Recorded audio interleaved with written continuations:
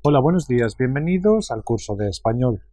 Me llamo Carlos Izquierdo Tobías y soy exprofesor visitante de Jamia Millia Islamia en Nueva Delhi.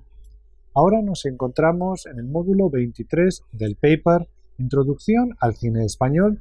Este módulo se titula Terror español. Comenzamos hablando de los primeros años del cine de terror español. Los primeros años de la existencia del cinematógrafo están repletos de historias de género fantástico, especialmente por el interés de gente como Méliès o Segundo de Chaumont en experimentar con las posibilidades del nuevo medio, aunque el cine exclusivamente de terror es más tardío. En España podríamos hablar de cine de terror con la película El Otro de 1919 de Joan Maria Codina y Eduardo Zamacois, una historia de paranoia y superstición en la que el espíritu fallecido, Doctor Riaza, tortura a su esposa y al amante de esta. Con una duración de 127 minutos, incluía en su reparto a actores como Eduardo Zamacois, Blanca Valoris, Ramón Cuadreni, Jorge Balaguer, Leandro Cinca, etc. El espectro del castillo de 1920 fue escrita y dirigida por Aurelio Sidney e interpretada por él mismo junto a Anita Stephenson, Rosarito Calzado, Ramón Cuadreni y otros. El filme de 1925, dirigido por Miguel Ballesteros, Fue una pesadilla, es una historia de enterrados vivos, necrofilia y maldiciones gitanas. La bruja de 1923, realizada por Maximiliano Tous, y Más allá de la muerte del 25 de Benito Perojo, son respuestas al expresionismo alemán de El gabinete del Dr. Caligari, de Robert Wiene de 1920 y Dr. Marbuse del 21 de Fritz Lang, respectivamente. La primera se trata de una adaptación de la zarzuela de Carrión y Chapí y la segunda de una adaptación de un texto de Jacinto Benavente. La llegada del sonido no representa un incentivo para el desarrollo del género de terror. Destacaremos, sin embargo, una de miedo del 35 de Eduardo García Maroto, más bien una parodia en la que los esqueletos cantan y hay una especie de monstruo de Frankenstein. Hablemos ahora sobre el cine de terror de la posguerra y las promesas de los 60. Durante los primeros años del franquismo apenas se rodaron películas de terror y cuando se hizo era para mezclar el género con la comedia. Hay, sin embargo, unas pocas honrosas excepciones como La Torre de los Siete Jorobados de Edgar Neville de 1944 y El Cebo de 1958 de Ladislao Bagda, y Tenemos 18 años del 59, ópera prima de Jesús Franco, y Gritos en la noche del 62 del mismo director. Edgar Neville había visitado los Estados Unidos como diplomático y había conocido allí a las grandes figuras de Hollywood como Charles Chaplin, Buster Keaton, Douglas Fairbanks, Mary Pickford y otros muchos. A su regreso a España dirigirá y escribirá una película por año. En 1944 realiza La Torre de los Siete Jorobados, una mezcla novedosa de costumbrismo y expresionismo al estilo de Robert Wiene, Fritz Lang y Murnau. Ambientada a finales del siglo XVIII, cuenta con elementos sobrenaturales como un fantasma tuerto, crímenes y un mundo oculto que se esconde en una torre invertida en el subsuelo de Madrid. El Cebo se estrena en 1958 en Alemania como una coproducción entre Suiza, Alemania y España. Dirigida por Ladislao Bagda, cineasta húngaro pieza clave del cine español de los 40 y 50, el filme nos muestra el quizá primer psycho killer del cine español. Se trata de un psicópata mataniños en la línea de M, el vampiro de Düsseldorf, de Fritz Lang. El inspector Mattei se hace cargo del asunto intentando atrapar al psicópata. Destacan en el filme la descripción de la meticulosidad con la que el inspector Mattei lleva a cabo su investigación y el estudio psicológico de los personajes. Un año después, Jesús Franco, uno de los directores más prolíficos de la historia, con una filmografía de más de un centenar de títulos, realiza Tenemos 18 años, todavía con el lastre de la parodia de muchas producciones del momento, pero con interesantes acercamientos a la iconografía del terror gótico. Pero es Gritos en la noche del 62 la que marca un antes y un después en el cine de terror español. El filme es quizá el antecedente más claro del tipo de terror español que vendría en los años siguientes.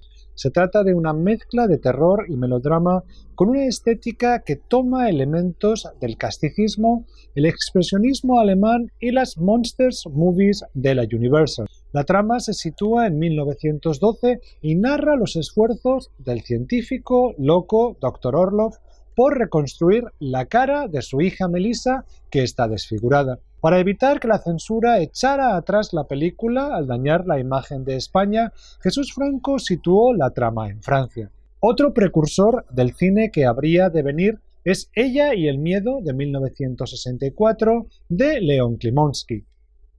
La protagonista es una joven que está a punto de casarse y decide poner fin a su trabajo en el mundo de los espectáculos nocturnos. Los últimos años de la década de los 60 suponen una eclosión del género de terror en España gracias a figuras como Narciso Ibáñez Serrador, Paul Naschy y Armando de Osorio y, por supuesto, Jesús Franco y Leon Klimovsky. En 1968 se estrena en España La marca del hombre lobo, dirigida por Enrique Equiluz. Se trata de una película seminal de un tipo de terror patrio que rehúye del costumbrismo y lo español para sumergirse en un mundo más cercano al de las Monsters Movies de la Universal y del cine inglés e italiano del momento. Esta película es también el germen del mito del licántropo en el cine español y el comienzo de la carrera como actor de Jacinto Molina, alias Paul Naschy. Otro debut fundamental para el género de terror español es el de Armando Osorio, que comienza su carrera con la coproducción hispano-italiana Malenka, la sobrina del vampiro, de 1969. La Residencia, de 1969, de Narciso Ibáñez Serrador, con su logradísima atmósfera claustrofóbica y morbosa, y La noche de Walpurgis, del año siguiente, de Leon Klimovsky, las dos, con su gran éxito comercial, también contribuyeron a un cambio estético del género de terror. Cabe destacar también la acogida crítica de El bosque del lobo, de 1970, de Pedro Olea, que explora la licantropía desde la esquizofrenia. Repito. Eso sí, las películas tenían que seguir ciertas reglas para poder entrar dentro de este círculo. Las tramas debían basarse en arquetipos universales. Los actores debían ser extranjeros o ser doblados. Los actores españoles debían usar un seudónimo con atractivo internacional. Las referencias estéticas no estaban en el cine español hecho hasta el momento, sino en cinematografías extranjeras. En resumidas cuentas, se trataba de que la película no debía parecer una película española. Vamos a hablar ahora sobre el boom de los 70 y el posterior declive de las producciones de terror. En los 3 primeros años de la década de los 70 se produce una explosión del género de terror en España. Se realizan alrededor de 80 películas en este periodo. Filmes baratos y altamente exportables surgen para alegría de muchos aficionados que no querían dejar de ver cine de terror en el momento en el que está en declive la productora Hammer, la productora británica, que desde 1934 había estado estrenando terror gótico. Paul Naschy, en su doble faceta de actor y guionista, participará en La venganza de la momia, El gran amor del conde Drácula y El jorobado de la morgue. También actuará en La noche de Walpurgis, una coproducción hispano-alemana de Leon Klimovsky, dirigida en 1971. Se trata de la cuarta de la serie sobre el hombre lobo Waldemar Daninsky.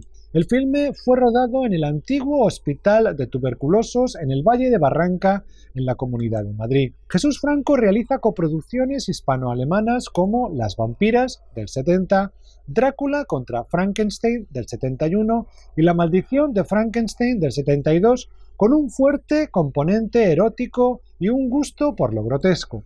Amando de Osorio comienza su tetralogía sobre los zombis templarios con La noche del terror ciego, a la que seguirán El ataque de los muertos sin ojos, El buque maldito y La noche de las gaviotas. Con gran éxito comercial, estos filmes son obras de culto en Alemania. Una producción diferente por su mayor presupuesto es la hispano-británica Pánico en el Transiberiano de 1972.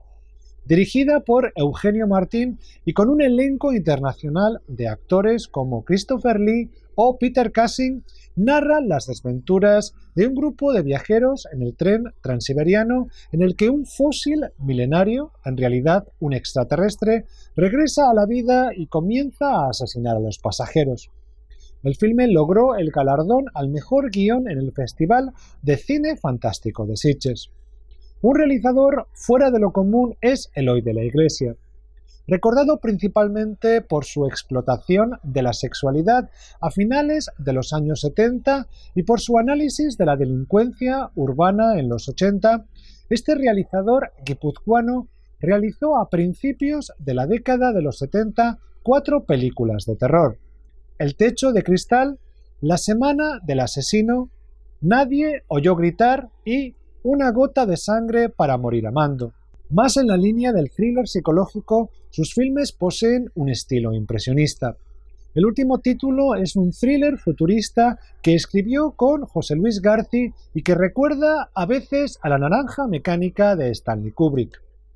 Entre 1974 y 1976, la producción de cine de terror español disminuye, aunque aún encontramos obras dignas de mención. Paul Nassy se atreve con la dirección en Inquisición, de 1976, que se sitúa en la Francia del siglo XVI sobre un inquisidor cruel y su pasión amorosa por una mujer acusada de brujería. El filme cuenta con la aparición del mismísimo Satanás durante un aquelarre. Y es que el satanismo estaba en boga tras el exitoso estreno de la película estadounidense El exorcista en 1973 de William Friedkin. Esta tendencia se puede observar en filmes como Exorcismo de Juan Bosch del 74, La endemoniada de Amando de Osorio del 75, El juego del diablo de Jorge Darnell del 74 y El espiritista de Augusto Fernando del 74, entre otros títulos. Los otros grandes realizadores de cine de terror espacian cada vez más sus producciones y o se aventuran también en otros géneros.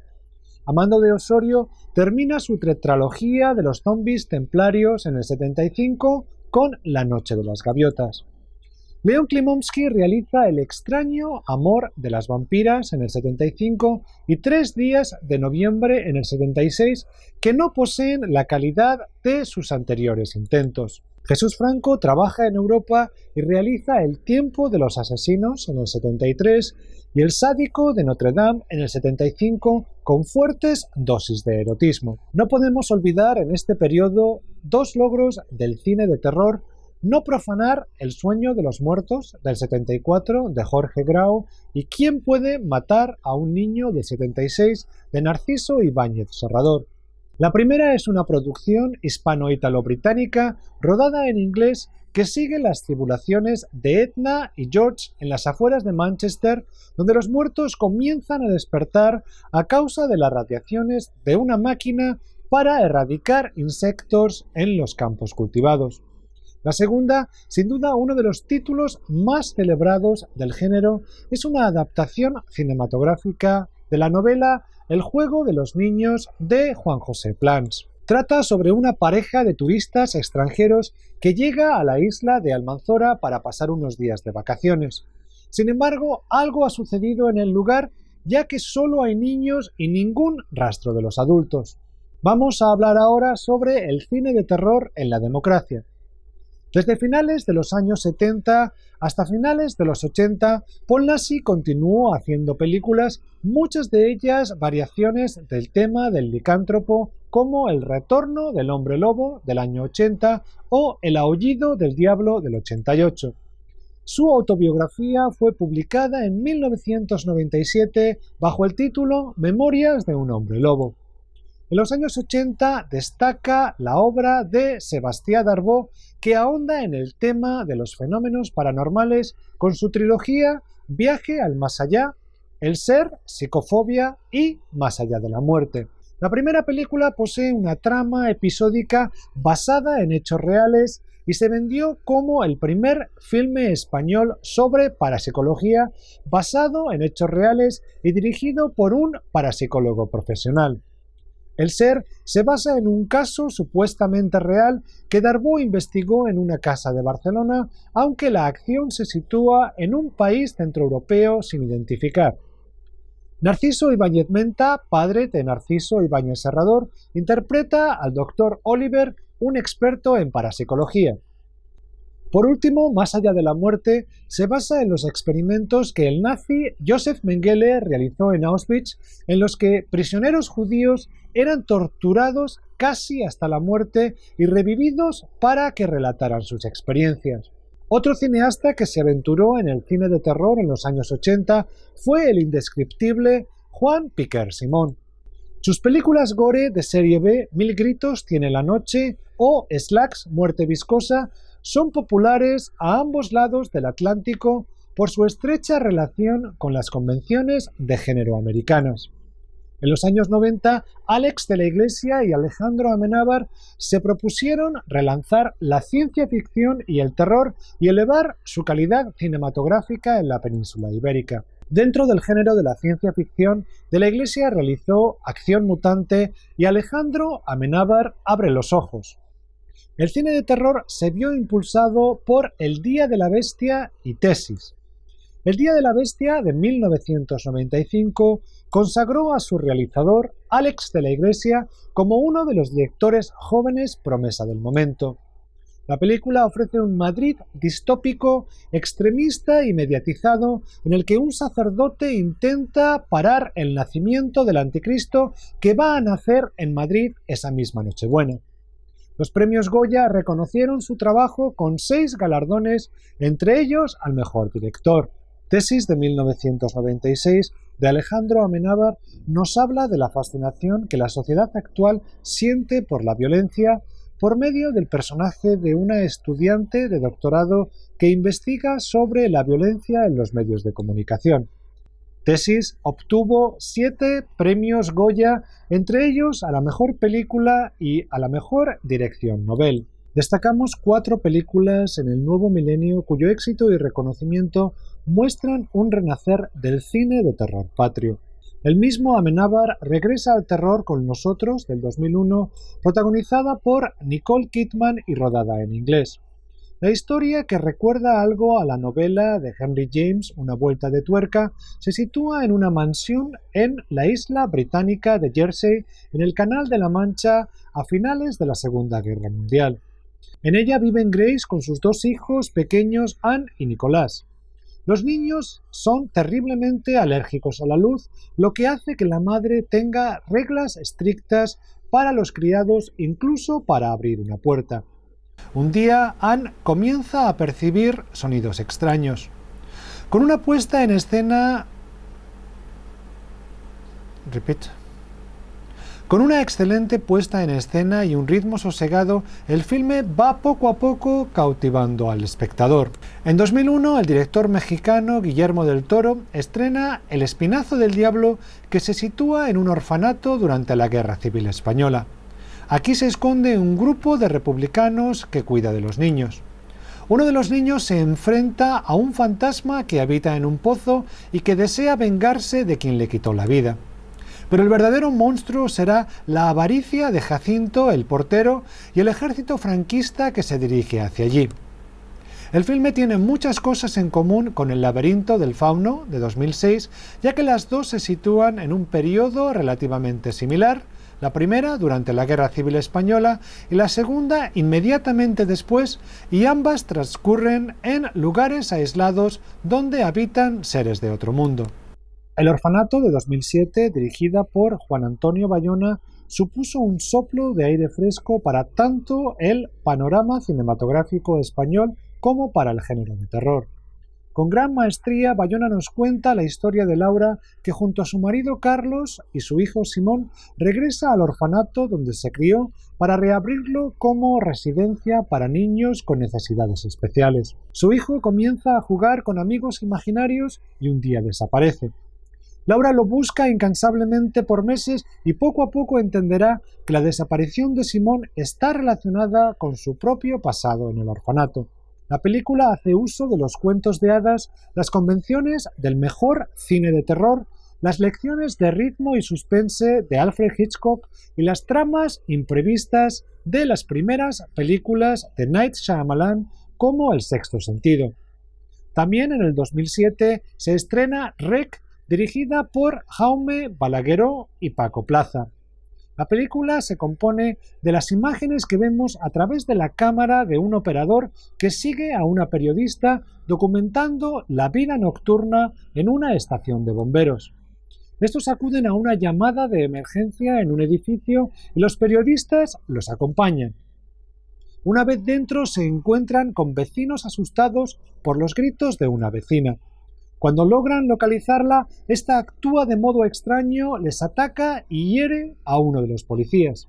Al intentar salir del edificio, los vecinos se ven forzados a permanecer dentro por miembros del Ministerio de Sanidad, que ha decidido poner la casa en cuarentena. Los ataques de personas enloquecidas, prácticamente zombies, se multiplican. La película, que se rodó con cámaras digitales de alta definición y con móviles de última generación, fue un auténtico éxito. Con un presupuesto de 1,5 millones de euros, consiguió 33 millones de dólares. Los directores del filme obtuvieron el premio a la mejor dirección en el Festival de Cine Fantástico de Sitges y 2 premios Goya a la mejor actriz revelación y al mejor montaje. Rec se ha continuado en 3 secuelas e incluso posee una versión estadounidense estrenada en octubre del 2008. El éxito de las últimas películas mencionadas ha trascendido el panorama nacional, lo que hace esperar que el cine de terror español se convierta una vez más en un referente internacional para el género. Y terminamos aquí este módulo. Muchas gracias.